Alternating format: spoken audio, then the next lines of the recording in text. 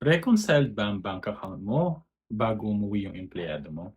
Iba-iba yung trip ng bawat organization na nakausap ko na so far. Yung iba, nagba-bank reconciliation every month end. Yung iba weekly. Yung iba once a year. Yung iba pag may problema na dun pa lang naaalalang gawin.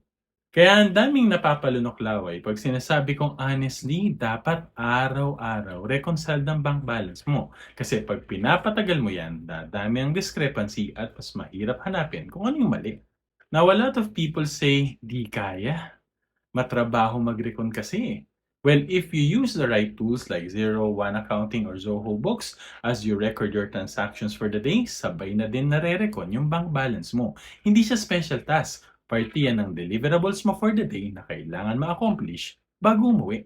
This is the power of accounting automation. If you're interested to know more, send us a message. Laging tandaan, basta accounting, i-automate na yan.